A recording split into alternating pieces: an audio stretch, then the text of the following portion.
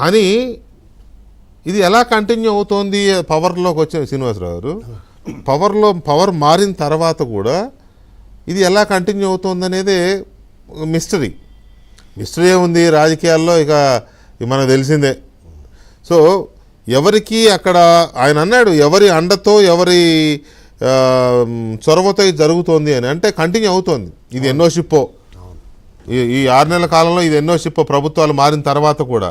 So దాన్ని ఎలా మనం అర్థం చేసుకోవాలి శ్రీనివాసరావు గారు?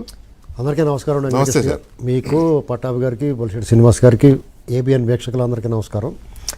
ఇక్కడ మనం గమనించాల్సింది ఏంటంటే అండి, ఇదే మాట ప్రభుత్వం మారిందా లేదా అనేటువంటి ఒక సందేహం మీరు వ్యక్తం చేశారు కదా. గత 6 నెలల నుంచి ఇదే బాధండి. చంద్రబాబు నాయుడు గారు, కూటమి ప్రభుత్వం, వీళ్ళు చాలా పెద్ద మనిషి తరాగా ఔదార్యం, అంటే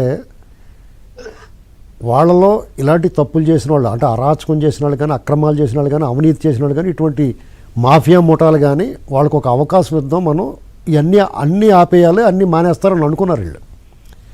వాళ్ళు ఎందుకు మానుతారండి? ఒక 4 రోజులు 5 రోజులు సైలెంట్గా ఉన్నారు. వారం రోజుల తర్వాత అండి యథావిధిగా వాళ్ళ కార్యక్రమాలు వాళ్ళు మొదలుపెట్టేశారు. అయితే ఇక్కడ ఇప్పుడు ప్రస్తుత టాపిక్లో మన ఈ బియ్యం, కాకినాడ పోర్టు, చంద్రశేఖర్ రెడ్డి వీళ్ళ ఈ గ్యాంగ్ విషయం దగ్గర వచ్చేటప్పటికి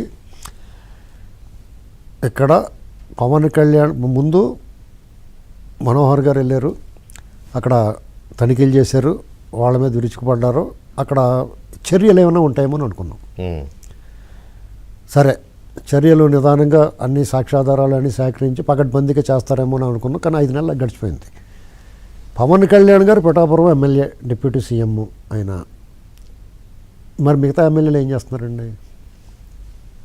ఇప్పుడు లోకల్ ఎమ్మెల్యేలు, ఇప్పుడు లోకల్ ఎమ్మెల్యేలు పవన్ కళ్యాణ్ గారి కంటే ఎక్కువ అవగాహన ఉంటుంది వాళ్ళకి. అంతే కదా. ఇప్పుడు కాకినాడ టౌన్ కానీ, రూరల్ కానీ, ఆ చుట్టుపక్కల, ఇంకా ఇప్పుడు ఆ చుట్టుపక్కల ఎమ్మెల్యేలు అందరికీ కూడా అక్కడ ఏం జరుగుతుందో కంప్లీట్ వాళ్ళకి అవగాహన ఉంటుంది.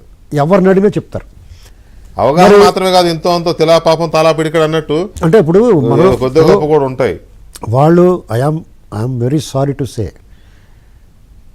అధికార పక్షంలో ఉన్న ఎమ్మెల్యేలు కూడా ఈ విషయంలో చూసి చూడనట్టు వదిలేస్తే ఏ ప్రజాప్రతినిధి అయినా సరే కార్యకర్తలో తాలూకా రక్తం కలిపిన అన్నం తిన్నట్టండి ఈ సొమ్ము తింటే. ఇందులో రూపాయి తీసుకుంటే కార్యకర్తల కష్టం, కార్యకర్తలు మోసిన పల్లకిలో వీళ్ళు ఊరేగుతూ ఉన్నారు. వాళ్ళ చెమట రక్తం కలిపిన అన్నం తింటున్నట్లు లెక్కళ్ళు. నేను చాలా విచారంగా, నేను చాలా బాధతో చెప్తున్నాను ఈ విషయం. ఎందుకంటే వాళ్ళకి ఆ అందలం ఎక్కడ దక్కిందండి? ఎందుకు దక్కింది? వాళ్ళకి బాధ్యత ఉండదు వాళ్ళకి. ఎందుకంటే చంద్రబాబు నాయుడు గారు ఏం చెప్తున్నారు, పవన్ కళ్యాణ్ గారు ఏం చెప్తున్నారు, వాళ్ళు ఎంత సమయం పాటిస్తున్నారో, వాళ్ళకి ఆ సమయం ఇస్తున్నారో, వీళ్ళ సహకారం ఏది? వీళ్ళు మన అంతసేపు చంద్రశేఖర్ రెడ్డి అలాగే ఉంటాడా? అతను స్మగ్లర్ ఖచ్చితంగా. పట్టాభి గారు గతంలో వెళ్తాను ఆఫీసులోంచి బయట రాని వాళ్ళు దాని మీద దాడి చేయడానికి ప్రయత్నం చేశారు. నేను చూశాను ఆ విజువల్స్. నేను పార్టీ ఆఫీస్కి వెళ్తే ఇవన్నీ తనిఖీలు చేసుకుని పార్టీ ఆఫీస్కి వెళ్తే మళ్ళీ పార్టీ ఆఫీస్ మీద దాడి చేయడానికి వచ్చేసారు అంతా. అవును, మీకు ఇంకో విషయం చెప్పండి, చాలా దురదృష్టకరమైన విచారకరమైన వ్యాఖ్యలు ఏం తెలుసా? ఈయనకి కాకినాడ పని ఏంటి అన్నారు లోకల్ లీడర్స్ కొంతమంది, ఆ పేర్లు చెప్పండి నేను. అంటే ఆ రకంగా ఉందండి సిస్టమ్. ముందు మన సిస్టాన్ని రెడీ చేసుకోకుండా ఎలా ఉండేవారండి ఈ ఎమ్మెల్యేలు కానీ, పులుల్లాగానే వీళ్ళు సామాజికంగా, ఆర్థికంగా, రాజకీయంగా బలపడిపోయి ఇది కాకపోతే ఇంకో పార్టీ అన్నట్టు బలిసిపోయి ఉన్న తర్వాత ఏ రకంగా వీళ్ళు ఫైర్ ఉంటుందని వీళ్ళలోని చాలా బాధగా ఉందండి ఇది. ఎందుకంటే 82 నుంచి పార్టీని చూసి మంచిగా చెప్తున్నాను నేను. ఇప్పుడు పవన్ కళ్యాణ్ గారు వెళ్ళి తనిఖీ చేయాలి అక్కడ. వాళ్ళు ఏం బిగుతున్నారు? ఈ మాట అంటే బాధ వచ్చేది వాళ్ళందరికీ. ఖచ్చితంగా బాధ వస్తారని ఉండే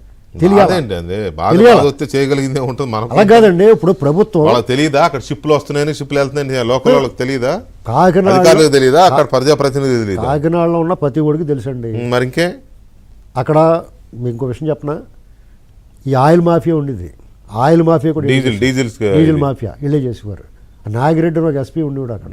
మొత్తం వీళ్ళందరూ కుమ్మేసుకోమని చెప్పాడు. ఇప్పుడు అంతే. ఇప్పుడు ఇందాక మీరు జైలులో రాజభోగాల గురించి చెప్పారు, వెంకటరెడ్డి గురించి. ఖచ్చితంగా శని ఆదివారాలు వదిలేస్తారు కూడా ఇంటికి అతన్ని. చూసుకోండి కావాలి మీరు అక్కడ నిఘా పెట్టండి మీ వాళ్ళు. అలా అనిపిస్తుంది కూడా. అలాగే మీ విలేకరులు అక్కడ పెట్టండి. ఇప్పుడు మీరు ఇది ఏమనిపిస్తుందంటే, నాకు చంద్రబాబు నాయుడు గారు పెద్ద